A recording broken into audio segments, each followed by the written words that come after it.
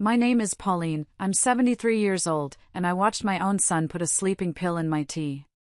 Before I tell you about the moment I confronted him with a syringe in his hand, let me know where you're watching from in the comments. It started on a Tuesday. Tuesdays are quiet, almost sacred in their predictability. Since my husband Pierre passed away 2 years ago, I've clung to routines like a life raft in a vast, silent ocean of grief. Coffee at dawn as the birds begin their chorus, the meditative pruning of my roses, a novel in the afternoon that takes me to other worlds.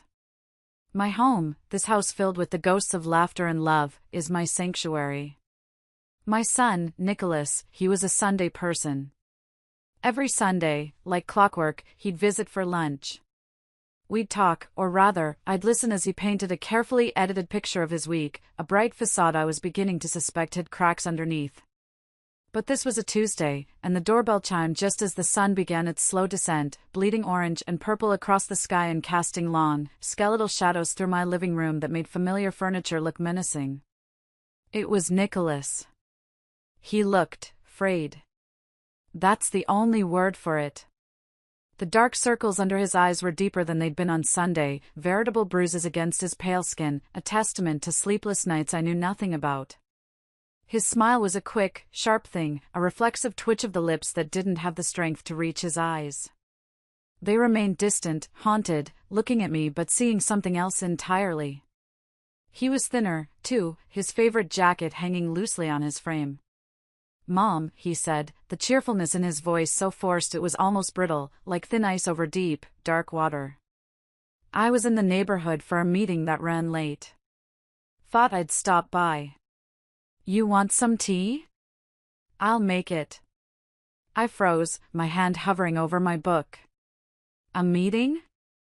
On a Tuesday evening? Nicholas worked in sales, but his meetings were always downtown, never in my quiet suburban enclave. And more jarringly, in all his 42 years, Nicholas had never once offered to make me tea. I was the caregiver, the one who fussed, the one who poured.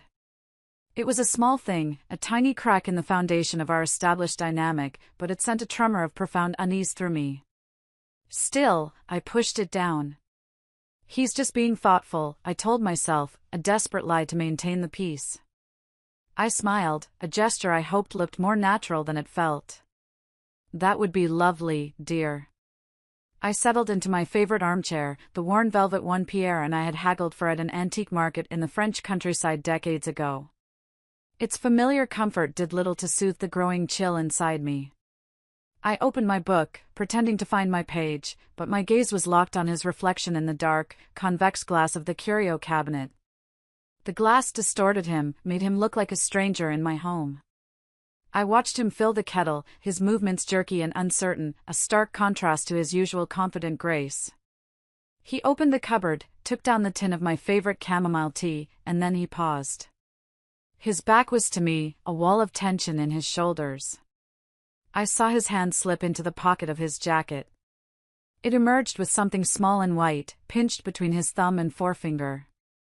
With a furtive glance over his shoulder, so quick he thought I couldn't possibly have seen, he dropped the pill into my empty cup. The tiny click it made against the porcelain was deafening in the quiet room, a sound that would echo in my nightmares. Then he poured the steaming water over it, the swirl of the liquid dissolving the evidence, erasing his crime before it was even committed.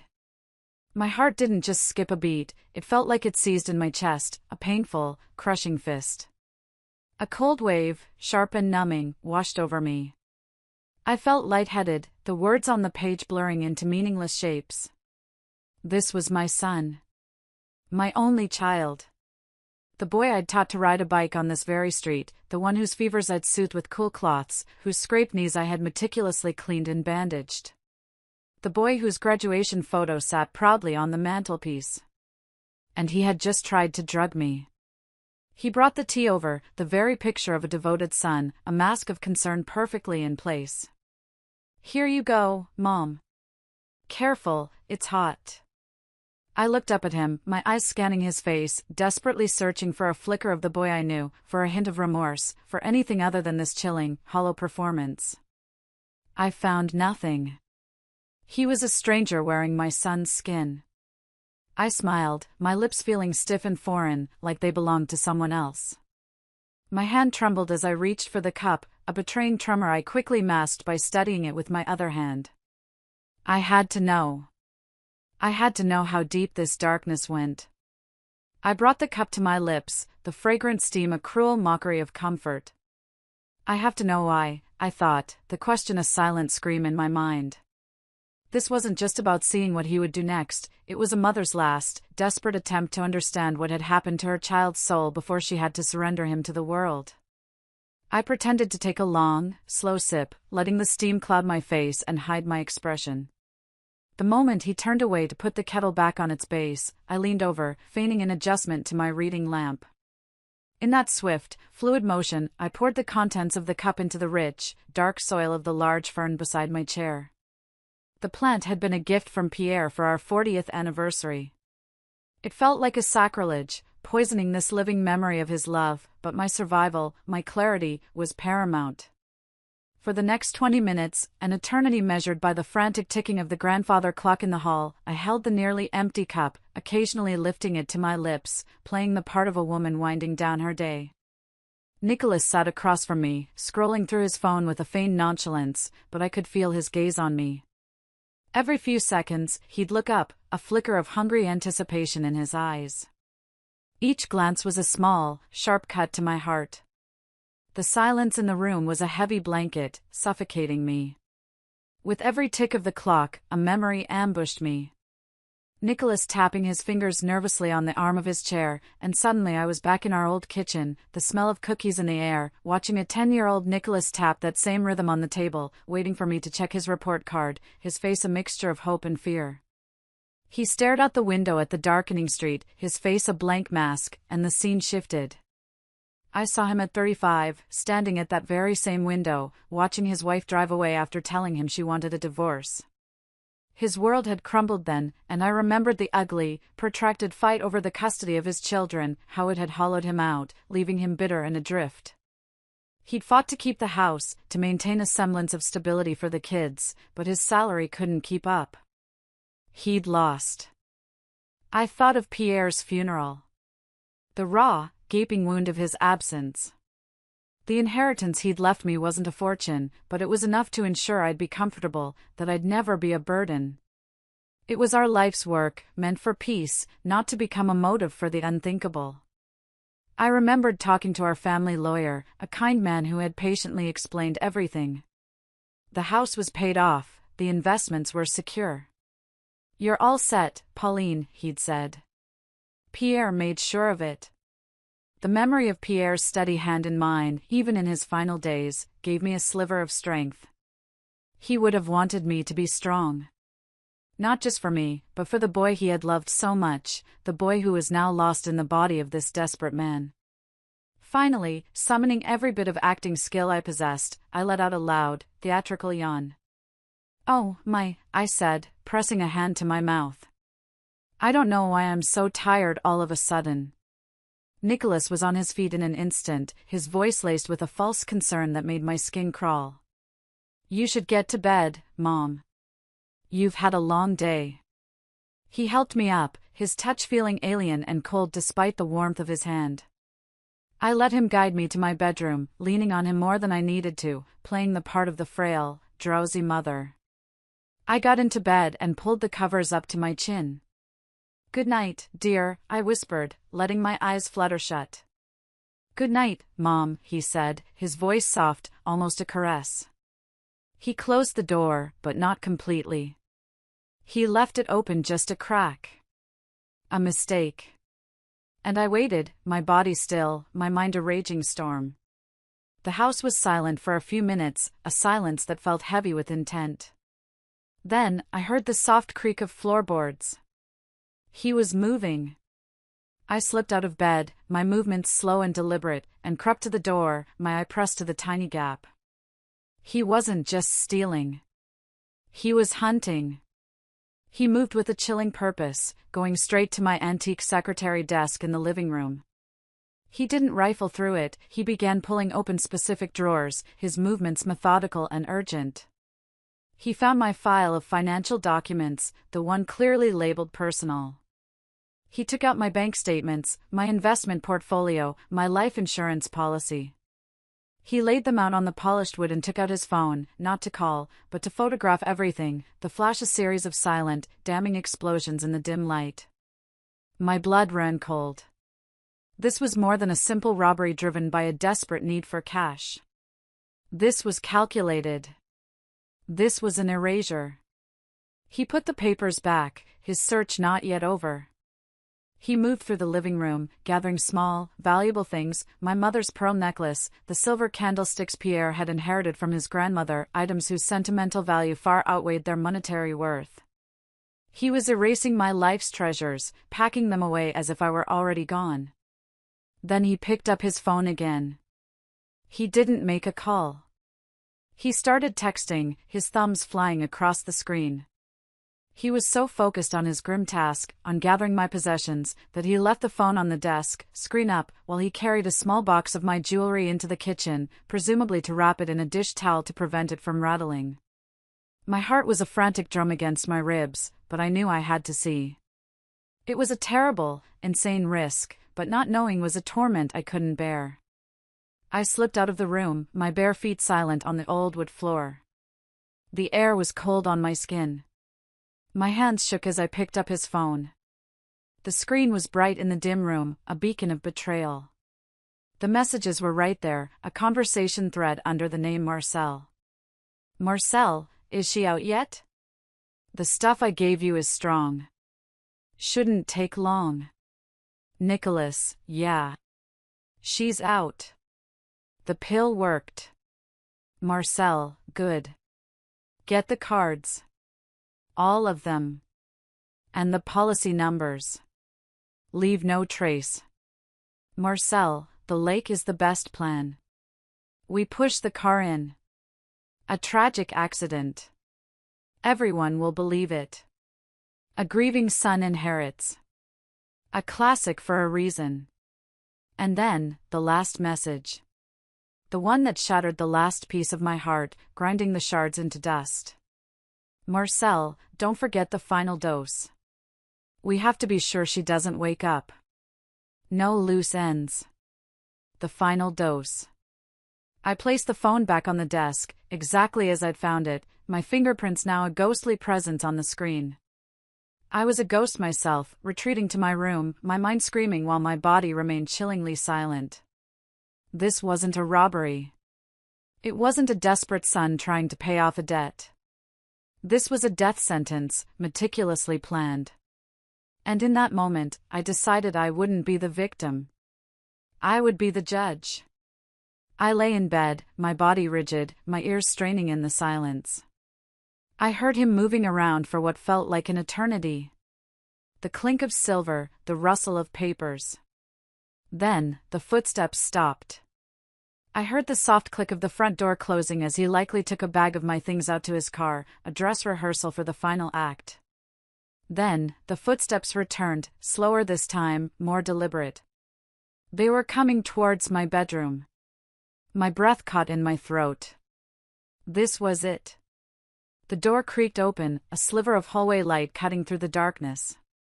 He stood there for a moment, a dark silhouette against the light, a figure from a nightmare. Then he stepped inside, closing the door softly behind him, plunging the room into near blackness. He moved towards my bed. The hallway light was gone, but the moonlight filtering through the window was enough.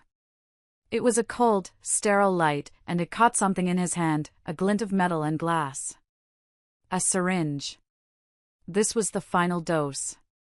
This was the point of no return. Every illusion I had clung to about my son, about the good man buried deep inside, it all evaporated. The fear that had been a cold knot in my stomach for the last hour didn't disappear, but it transmuted. It hardened into something else.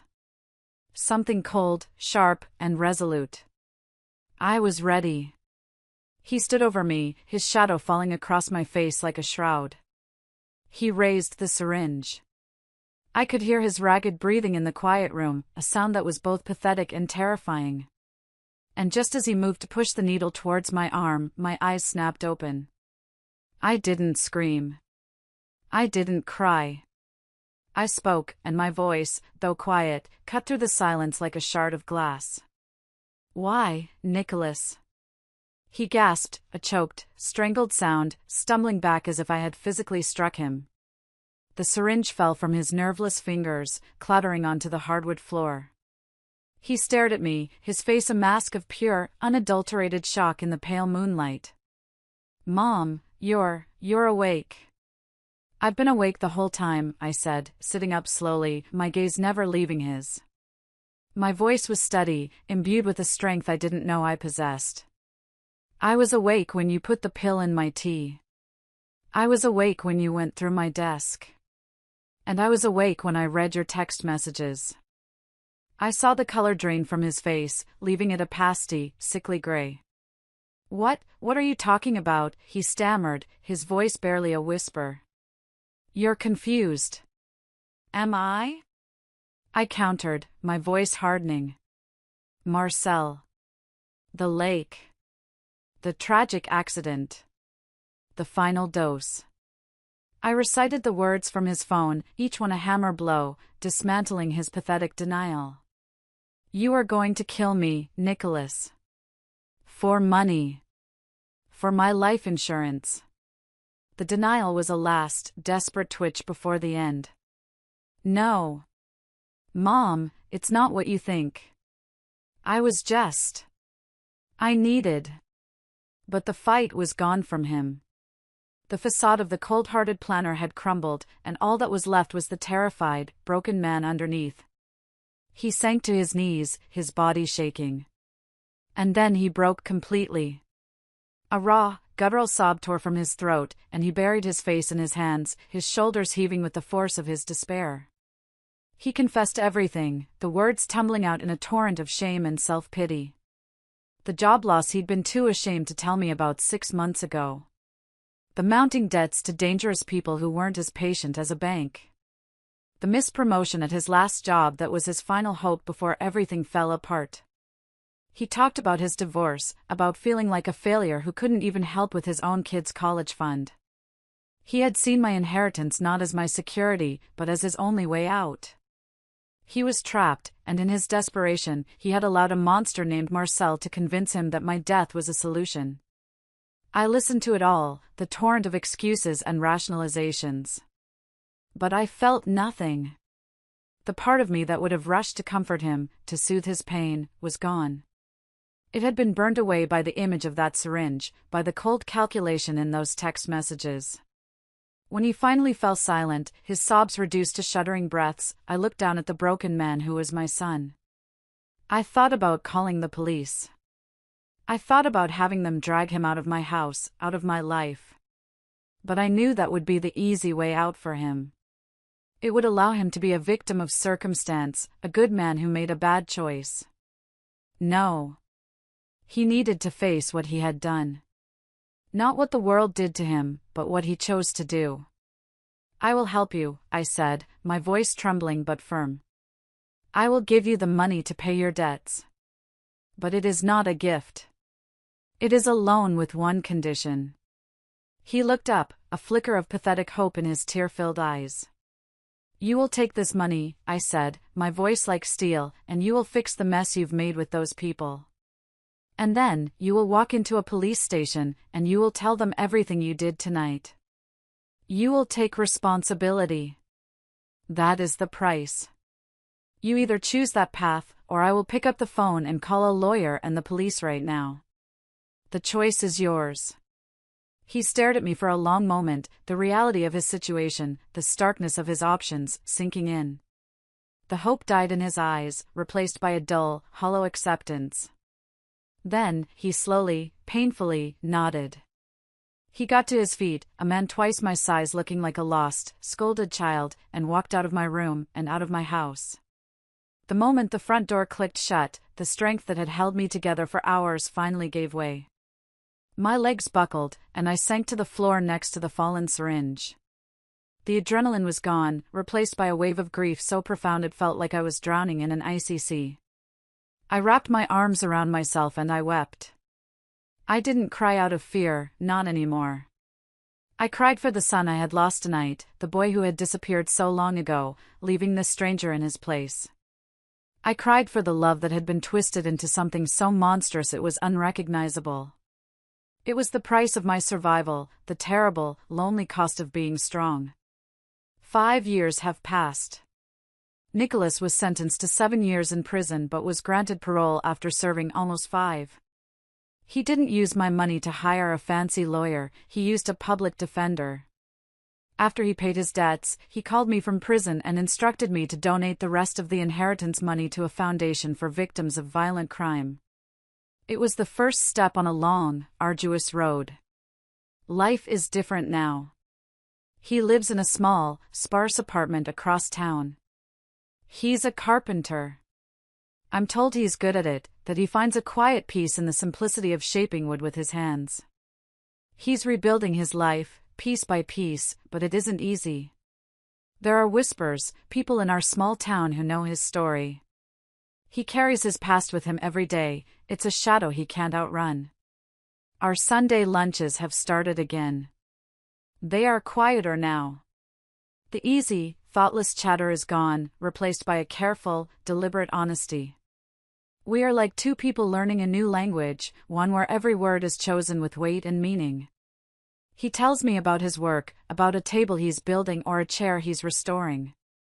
He tells me about the slow, difficult process of reconnecting with his children, who are now young adults with wounds of their own. The old, comfortable warmth isn't there, but in its place is something else, respect. A fragile, hard-won trust. It's not a perfect, happy ending. Our relationship will forever carry the deep, jagged scar of that night. Sometimes, I sit in my armchair and look at the fern by my side. It's grown lush and green, thriving in its pot, oblivious to the poison it once absorbed. It's a strange, living reminder of the night I almost died. I've learned that true love isn't always about protecting someone from the world. Sometimes, the greatest act of love is letting them face the full, terrible consequences of their own actions. Forgiveness, I've discovered, isn't a single moment of grace. It's not about forgetting. It's about accepting a new, painful reality and finding the strength to keep living, to keep growing, even after the worst kind of storm. The doorbell rings. It's Sunday. It's Nicholas. He doesn't bring gifts anymore. He just brings himself. He steps inside, and we sit down for lunch. And after a few moments of quiet, he reaches across the table and takes my hand. His hand is callous now, rough from his work, so different from the hand I remember. It's a simple gesture, but it's enough. It's a bridge being rebuilt, slowly, but surely. Thank you all for listening to my story. It wasn't easy to share, but I felt it was important. My question for you is, what do you think is the hardest part of forgiveness? Let me know your thoughts in the comments below. And if my story resonated with you, please give it a like and subscribe for more. It would mean the world to me.